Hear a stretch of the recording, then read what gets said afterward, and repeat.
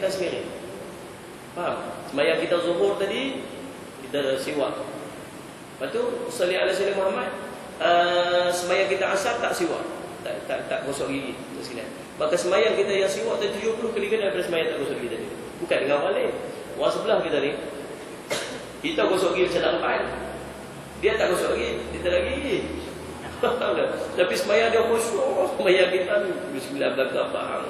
Johor pusing satu Malaysia punya sembahyang. Maaf sudah pasti sembahyang dia lebih baik daripada sembahyang kita. Bandingan dia sembahyang kita dengan sembahyang kita yang gosok gigi. Faham dah ni? Nah. Apa maksud siwak? Siwak ni maksud bersih gigi. Membersihkan gigi, lidah dan mulut dengan apa-apa perkara ataupun apa benda yang kesat. Yang ni apa? Ni dipanggil kayu arak ataupun kayu sugi kita panggil. Yang ni kalau bersih gigi dengan apa-apa benda kesat, beruh gigi, boleh? Boleh? Guna ubat gigi, boleh? Tak ada beruh gigi, beruh dawai, boleh? Habis sangat tak ada ni. Imam Nawawi kata apa? Memadai sekadar kamu ambil kain, gosok, memadai macam tu. Ni kain ni tuan-tuan, sunnah. Dia panggil ridak, sunnah. Saya sebut tuan-tuan sekalian. Ataupun burdak. Kain ridak sifat dia tuan-tuan dia besar. Para sahabat biasa letak di atas bau. Letak atas bau ni tuan-tuan, maksudnya sebab macam Nabi SAW letak atas bau. Sebab kegunaan dia banyak, fungsi dia sangat banyak. Kami duduk mengaji dengan Syekh dulu tuan-tuan, kami tak dibenarkan untuk bersila. Sebab Nabi SAW, sebab malaikat Jibril yang berjumpa dengan Nabi, tuan-tuan sekalian, yang masuk satu hari, Musalli ala sayyidina Muhammad, ittala alaina rajulun syadidu bayadus siyaq, tu hadis Jibril tu, dia kemudian hatta jalasa ila Nabi sallallahu alaihi wasallam fa asnada rukbati ila rukbati wa ta'aka fi ala faqdi, meletakkan dua lutut bertemu dengan letak lutut Nabi dan meletakkan dua tapak tangan di atas pahanya. Ulama menggambarkan keadaan itu ialah malaikat Jibril ketika itu duduk dalam keadaan iftirash ataupun tawarruk, tak iftirash. Kita duduk antara dua sujud ataupun tawarruk, duduk macam duduk tahiyat akhir. Macam tu saja yang boleh lutut bertemu dengan lutut ni. Kalau duduk bersila, dia tak boleh nak lutut bertemu dengan lutut. Itu kata ulama. Faham sini macam mana? Jadi kami diajar adab bila mengaji ni tuan-tuan, jangan duduk bersila, kena duduk macam tu. Tapi nak duduk macam tu 4 jam macam lari maraton. Bangkit ni tuan-tuan, kita boleh nak betul. Faham tak? Lemah. Kita ni jenis sakit macam-macam tu. Faham tak? Orang dalam apa lagu tu tuan-tuan. Jadi kita beralih ni dan kita biasa dengan bersila. Salah tak bersila? Tak, guru saya Salih Ahli Zaman antaranya yang sebut sangat di tuan-tuan Syekh Nuruddin waktu kami duduk talaqi dengan dia. Dia kata jangan duduk macam tu, duduk macam ni. Pasal apa? Dia kata waktu kita duduk bersila tu tapak kaki kita duduk menghalang kepada orang. Bila tapak kaki kita menghalang kepada orang, dia kata kita tak hormat dengan orang sebelah. Entah-entah orang sebelah kita tu ahli syurga yang telah dicatat kepadanya syurga dan kita tidak ada adab dengan dia. Maka waktu tu diajar kepada kita bila guna kain ini tetap untuk kita tutup tapak kaki kita tu supaya kita beradab dengan orang sebelah. Faham tak? Itu guna dia. Guna dia lagi untuk kita semayang. Kalau ada kotoran-kotoran boleh labik itu tuan-tuan sekalian masalah sunat. Gunanya apa lagi tuan-tuan sekalian? Waktu kita panas kita boleh tutup kepala dia. Guna dia apa lagi? Letak di bawah sebagai sunnah Nabi sallallahu alaihi wasallam. Guna dia apa lagi tuan-tuan? Untuk kita bersiwak waktu kita nak semayang. Kalau kita tak ada siwak. Faham? Gosok gigi tu satu sunnah. Gosok gigi tu satu sunnah. Guna kayu arak pula satu sunnah lagi. Faham? Ini sunnah yang berbeza. Oh tak ada kayu sugi Ustaz, tak boleh nak siwak lah sebab kayu sugi tak ada. Kayu sugi ini satu sunnah. Kayu sugi ini ataupun kayu arak ni satu sunnah. Membersihkan gigi itu satu sunnah. Faham tak? Kalau tak ada kayu ni, tetap boleh guna beruh gigi, boleh guna ubat gigi. Ustaz ni potong, Ustaz ni agak-agak ni pulang poket pun semua apa tulis semayang pula tu najis Ustaz dia kata. Najis ke ayat liok tuan-tuan? Ayat liok ni dia bukan najis, dia kotoran. Dia kotoran tapi tidak najis. Tercampur dalam poket semayang tak apa. Bumbu besar kadang-kadang kayu subi dia bumbu besar. Dan semayang dia letak kat depan sepah. Kita nak sujud pun kita mengelak sikit. Dia melintang, dia besar macam tu. Faham tak? Tuan-tuan, kayu sugi ni sunnah tapi beradablah dengan sunnah. Kadang-kadang dia pergi letak atas Quran. Panggil orang kadang-kadang. Dia orang Quran tu atas Quran dia letak. Betapa tak beradab dengan Al-Quran. Kadang-kadang dia letak celah Quran. Kadang-kadang dia letak di depan orang. Beradablah. Tuan-tuan nak beramal sunnah, tuan-tuan kena belajar dengan adab sunnah. Buat dalam poket, tak apa, dalam masalah apa. Ayat liuk bukan najis. Ayat liuk tu kotoran. Meleleh sembahyang ayat liuk. Tu imam tu tuan sekalian ni sebenarnya hari tu baru bini mati. Orang tanya tu imam, ni Ustaz Syed tu mau ada janda seorang duduk ujung kampung. Saya ni tak apa nak mau sekarang. Mau apa? Mesti tak apa. Dia umur 39. 39 lah. Saya ni muda sangat tu. Saya ni 79 lah. Tapi 39 okey lah. Tak apa kalau tak imbang itu okey. Kami belum pergi tengok okey lah. Dia pun tuan lihat. Dia sembahyang boleh ya dia. Sembahyang boleh. Basah baju dia. Sah tak sembahyang tu imam tu? Sah tuan-tuan. Hari tu makcik seorang saya cerita ni, makcik tu angkat tangan. Ada siapa tanya soalan? Apa soalan makcik nak tanya? Ustaz, pasal apa tu imam tu boleh layak dia? Kita tak jawab macam mana. Punya tak faham macam ni. Faham tak?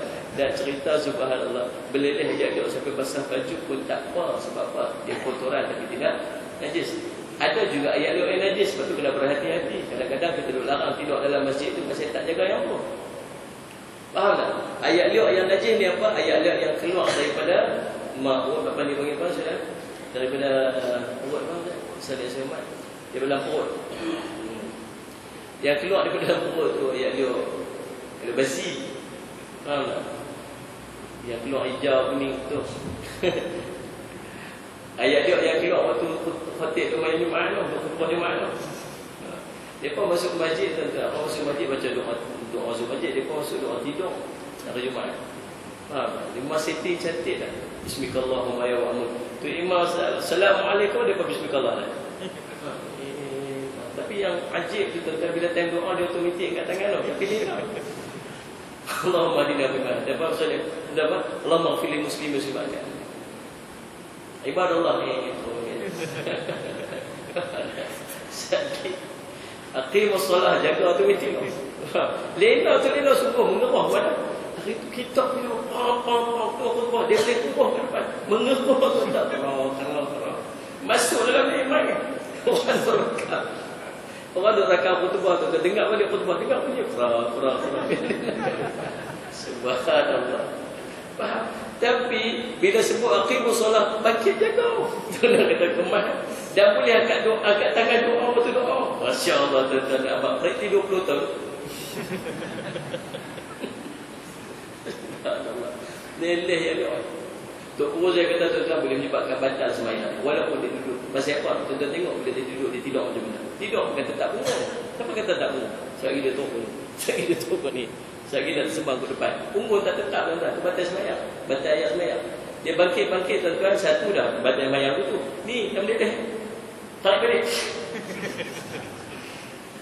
Bukan tarik balik. Dia buat lagu tu, dia buah kat mas sebelah. Ayat ekor mana? Ayat ekor yang kat bawah tu. Ya, tu najis. Faham tak? Itu cerita. Siwak bermaksud membersih atau menggosok gigi. Bersiwak bermaksud menggunakan kayu sugi, berus gigi atau seumpamanya. Tuan-tuan boleh tambah tadi tu, disebut sebagai apa? Benda-benda yang kesat. Benda-benda yang kesat. Jari kita ni tak boleh.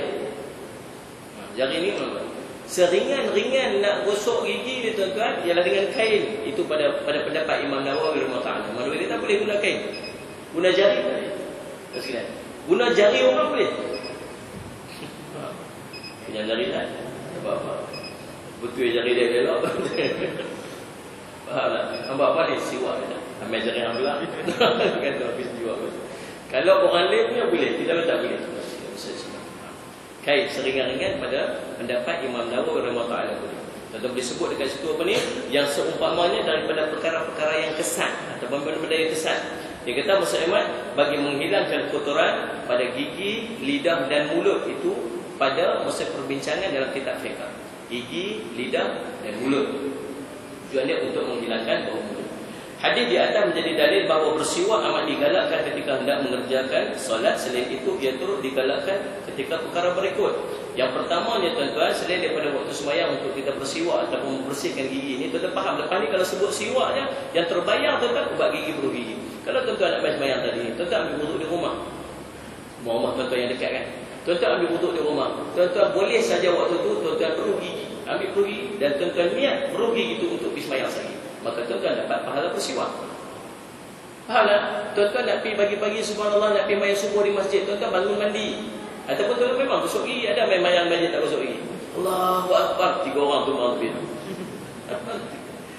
Tuan-tuan pagi-pagi gosok gigi dan main sembahyang subuh di masjid, ataupun sembahyang di rumah, ataupun sembahyang lah. Tuan-tuan sembahyang subuh, tuan-tuan gosok gigi dah, gosok gigi. Tuan-tuan gosok gigi tu dengan niat untuk sembahyang sehari, maka sembahyang sehari ni tuan-tuan akan dapat pahala yang 70 kali yang sebelum sesuatu. Faham tak? Simple dah tuan-tuan. Itu maksud ilmu. Kita dah buat dah, tapi kita tak tahu bahawa itu keperluan untuk sembahyang tu. Kita dah ingat sembahyang sekadar untuk wudu, tapi banyak perkara yang kita perlu buat sebelum kita nak sembahyang. Antaranya perkara yang menambah kepada kelebihan sembahyang itu berpakaian dengan pakaian cantik, berpakaian dengan elok, tuan-tuan. Kita sembahyang di masjid, memang kita pakai cantik sikit daripada kita di rumah, tapi mencantikkan pakaian dengan tujuan untuk sembahyang itu pahala. Berwangi-wangian lagi, pahala lagi. Ikat sorban pula imamah, ikat sorban, pahala lagi, subhanallah. Faham tak sekalian? Gosok gigi pula, pahala lagi, masya-Allah, berkah subhanallah. Faham tak ni? Kemudian kita berwudu, kita apa semua tuan-tuan, yang tu syarat sah sembahyang. Persediaan ni untuk mempercantikkan, memperelokkan sembahyang, itu pun dituntut dalam agama. Antaranya ialah untuk kita bersiwak, kita menggosok gigi. Baiklah, misalnya yang pertama dia kata apa, selain daripada untuk sembahyang itu ialah ketika bangun daripada tidur, berdasarkan hadis daripada Hudzaifah radhiyallahu anhu yang menceritakan Rasulullah SAW apabila bangun dari tidur pada tidur malam, baginda akan membersihkan mulutnya dengan siwak. Rasulullah SAW, isteri Aisyah radhiyallahu anha ataupun isteri Nabi SAW yang lain, tuan-tuan sekalian Rasulullah Muhammad, dia pun memang tak siap dah kayu siwak itu di tepi tempat tidur Nabi SAW. Bila Nabi SAW bangun saja, tuan-tuan, Rasulullah SAW dia akan ambil kayu sugi dan dia akan bersugi, kemudian barulah dia akan bangun. Memang dah Nabi memang para diceritakan dari riwayat bagaimana isteri-isteri Nabi memang letak siapkan kayu sugi di Nabi SAW. Sebab Nabi bila setiap kali dia bangun, dia akan pergi untuk gosok gigi dia. Siwak ni tuan-tuan boleh menajamkan akal. Itu ulama sebut. Baik. Yang kedua, tuan-tuan, selain daripada sembahyang dan ketika bangun tidur, tuan-tuan, ialah ketika bau mulut atau gigi kelihatan kotor. Nabi SAW pernah menegur sahabat-sahabatnya, kenapa kamu masuk bertumpu dalam keadaan gigi kamu kekuningan? Hendaklah kamu bersiwak. Mai sahabat Nabi jumpa Nabi SAW gigi kuning-kuning, Nabi sebut kekuningan, maksud tak perlu gigi, tak gosok gigi. Nabi SAW tekuk, tuan-tuan, Rasulullah kata apa? Kenapa kamu berjumpa dengan pulang keadaan gigi kamu kotor, lebih baik kamu pergi bersiwak dulu. Nabi tegak. Nabi ni ada ketika Nabi tegak direct, ada ketika yang Nabi tegak dalam keadaan dia pesan kepada orang lain untuk tegak. Biasa tuan-tuan, Nabi akan tengok siapa orang yang dia tegak. Kalau orang yang dia tegak itu di kalangan sahabat yang baik dengan dia, yang boleh menerima teguran, maka tuan-tuan Nabi akan tegak secara langsung. Dan para sahabat yang Nabi tak suka dia pakai baju tu, Nabi tegak, tolong kita tolong tukar baju, dia suka pakai baju. Faham sekalian? Ada juga di kalangan sahabat, tuan-tuan sekalian, di kalangan para sahabat yang duduk dengan Nabi SAW yang masuk Islam, yang Nabi SAW tak biasa pukul dia direct. Nabi tak kenal dia sangat, Nabi dia pun tak kenal dengan watak dia pun, akhlak dia, Nabi tak kenal peribadi dia sangat. Maka Nabi SAW berlapik untuk Nabi tegak. Takut sekali kalau tegak dia tak mau terus baju buat Nabi SAW. Maka selepas orang tu keluar, Nabi SAW pesan dekat sahabat dia kata, ni kamu pergi tegak dia tu, beritahu dekat dia jangan pakai baju yang warna macam tu. Suruh dia tukar pakai baju warna yang lain. Waktu tu baju dia warna kuning, Nabi tak suka. Nabi suruh tukar dia tu, Nabi tukar baju lain, jangan pakai baju warna kuning macam tu. Maka tuan-tuan, dia tegak, Nabi SAW tegak orang tu melalui orang lain, bukan langsung. Sebab apa? Sebab mungkin kalau Nabi SAW tegak secara langsung, itu menyebabkan dia dah tak mau main dengar Nabi SAW ataupun dia menjauhkan diri daripada Nabi SAW. Sebab tu dia bagi adab kita ketika kita nak tegur. Ada ketika sahabat-sahabat kita yang mampu untuk kita tegak secara langsung, kan? Kalau dia jadi orang kawan-kawan dengan kita, baik-baik dengan kita, dan kita faham lah, dia tegak pun dia tak ada apa, dia ambil pilah berapa kutip batu kepala dia pun dia okey lah. Jadi macam tu tak faham. Faham? Ada setengah kita, kawan kita ni hati dia kecil sangat. Sebut sikit, aku tahu lah, aku siapa hamba tu bagus, tak apalah, pergi semayang selalu dah, pergi masjid selalu nak tunggal aku ni jenis apalah, mama-mama tu kan, ada lama-lama dia jauh-jauh dia tak mau main kuliah kan. Tuan-tuan kena berhikmah dalam tegur. Jadi kita ni pasal apa dia dah tegur dalam Facebook? Kita lah. Dia taruh betul-betul dalam Facebook ni, apa ni tak kerti lah apa semua tu kan. Dia ingat orang faham kot. Tuan-tuan, orang baca tu Facebook tu, dia takkan merasa orang kata kat dia. Semua lah kita buat tu, tuan-tuan, kita buat tu. Subhanallah, tuan-tuan, ulama sebut dekat kita musliman. Tuan-tuan, salli ala Sayyidina Muhammad. Ulama ajar dekat kita, bila kita nak mengajar, bila kita nak menyampaikan ilmu, subhanallah, bulan-bulan sekali niat benda yang kita nak kata kat kita dulu. Waktu tu baru Allah akan sampaikan kepada hati orang. Tuan-tuan nak bercakap dengan manusia dia penting hati. Nak bercakap dengan manusia ni hati, tuan-tuan masalah sebab yang kita ada communicate ni bunyinya di mulut tapi yang sampainya hati. Sebab tu orang yang bercakap kalau hati dia ikhlas, dia akan mudah masuk dalam hati orang. Tu guru yang bercakap ikhlas, dia akan puk masuk dalam hati dia. Kalau orang tu tak ikhlas, dia dengar tapi tak boleh nak masuk dalam hati dia. Tuan-tuan, dalil lagi yang orang bercakap dengan hati, tuan-tuan tengok bagaimana orang marah, orang bergaduh.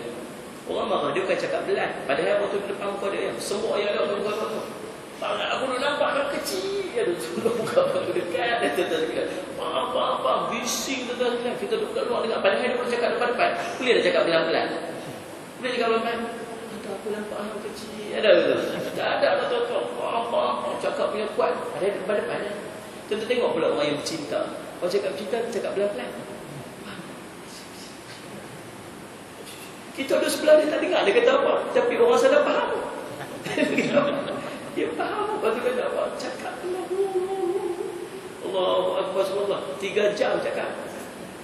Kalau dulu tak pakai handphone, pakai public phone, tuan-tuan, habis berpintai tali public telefon tu. Kita nak tarik gangga jadi pendek. Dia punya duduk bersimpul-simpul lah. Kawan saya ada cerita tuan-tuan, kalau duduk kat pejabat dulu, kalau girlfriend dia telefon, kami panggil dia main cakap dekat meja kami. Boleh cakap dengan encik ni? Oh tahu girlfriend dia telefon, main cakap kat meja aku. Pasal apa tuan-tuan? Kalau dia bercakap tu dia mengemah. Gemah. Gila meja. Semua orang bobot suruh main macam tu. Faham? Cinta.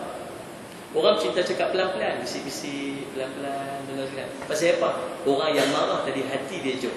Memang dia duduk dekat, dia bercakap tu guna mulut, tapi hati dia jauh. Hati dia jauh bahkan, walaupun dia bercakap kuat, hati dia tak mau terima, dia bercakap tetap tak masuk. Masuk dalam tengok. Kalau tu kata apa-apa, hang kena buat lagu ni, hang kena buat lagu tu. Tetap dia tak boleh nak masuk. Pasal apa? Pasal hati dia dah blok. Cerita dia, dengarnya, logiknya, dia mesti boleh terima pasal dia dengar. Tapi dah, hati ni tak mau terima. Cerita dia, komunikasi ni hati. Sebab tu orang yang bercinta tadi dia cakap pelan-pelan. Pasal apa? Hati dekat walaupun duduk. Faham tak? Sehingga tuan-tuan perasan tak kadang-kadang mak ni anak sakit di asrama tu, anak sakit di asrama tu, teriak di asrama, dia duduk di rumah, dia kesah, dia gelisah, dia duduk perasa anak dia tak sihat. Pasal apa? Pasal hubungan tu hati. Tak faham ni? Ya, sebab tu tuan-tuan nak menyampaikan, tuan-tuan nak berdakwah, tuan-tuan nak menyampaikan kepada orang, tuan-tuan bersihkan hati tu. Tak boleh punca dia. Kalau tuan-tuan pergi bersih, setiap benda yang tuan-tuan nak kata kat orang tu, nak menyampaikan orang tu, tuan-tuan niatlah kata kat kita. Nak sebut apa pun, nak sebut tentang apa sekalipun, nak bagi tazkirah peringatan dalam Facebook tuan-tuan tu, tuan-tuan anggap tulis kat kita. Barulah Allah nak sentuh hati orang ni. Tuan-tuan kata macam tu dengan niat nak kata kat orang, tak akan siapa pun yang akan terima daripada tuan-tuan. Cerita dia. Faham tuan-tuan? Itu bil hikmah daripada tuan-tuan. Kita berhenti dekat situ, insya-Allah pertemuan kita akan datang, kita akan masuk hadis yang ke-6, hadis yang tentang masalah ala Sayyidina Muhammad. Nak sembahyang tapi dah makanan dah hidang. Ni model kita selalu. Faham tak? Nak sembahyang makanan dah terhidang dah. Tu apa hukum dia, macam mana kita nak buat sebagainya, insya-Allah kita akan jumpa lagi pada masa ketika insya-Allah. Saya ada forum di Mahat, forum malam ni dengan PU Said, lakin PU Said ada masalah, anak dia sakit sebagainya, dia kena balik ke Ipoh. Masyarakat Selamat cuma dihentikan oleh PU Ellen. Esok pagi tuan-tuan yang ada ke lapangan, sini ada pula, ada program Doha, ada yang ada ke lapangan boleh esok pagi ada PU dengan PU Said, kita buat kursus faraid. Ustaz PU Said dia tulis buku faraid. Kita jarang mengaji ilmu faraid, sedangkan ilmu sangat penting. Ulama sebut kalau orang yang mahir dalam bidang faraid, dia akan mahir dengan bidang agama yang lain. Tuan-tuan, sallallahu alaihi wasallam Muhammad, ilmu yang kita jarang belajar. Sebab tu saya panggil PU Said, saya panggil sebelum dia jadi PU lagi, untuk mai buat kursus faraid ni. Dia mahu tulis kitab faraid. Tuan-tuan pergi untuk mengaji pukul 9 sampai pukul 12 lebih kurang. Sedia makan sekali. Dan buku juga dijual, buku faraid tu. Eloklah tuan-tuan pergi mengaji tu, dapat sedia semak. Kalau apa jadi pada ahli keluarga kita tahu pecah-pecahnya lagu mana turun-turunnya macam mana. Mudah-mudahan jadi mudah urusan kita untuk mengurus. Kita tak boleh refer sana, kita ataupun juga ada, kita boleh refer bagi kita selesai bahagian-bahagian keluarga kita dulu macam tu. Khusus faraid. Tuan-tuan yang lapang insya-Allah boleh main esok lah, boleh beli buku sendiri sebagainya. Sallallahu alaihi wasallam Muhammad, pukul 9 pagi di Mahat Darul Faizin jadi di Montebaik tu. Jauh sikitlah nak cari ilmu ni tahu macam mana. Ilmu ini mendatangi bukan didatangi. Ulama sebut kan, tapi cari ilmu dengan sedikit usaha pun dah berkat begitu. Allah Taala. Bismillahirrahmanirrahim. Alhamdulillahirabbil alamin. Wassalatu wassalamu ala rasulillah amin sayyidina Muhammadin wa ala alihi washabihi ajma'in. Allahumma qina fid-din wa 'allimna at-tanbih wa ja'alna min al-salihin wa min as-salihin mustaqim. Allahumma arina haqqa haqqan wa arina ittiba'ahu wa nabati nabati wa nabati. Sallallahu alaihi wa sallam.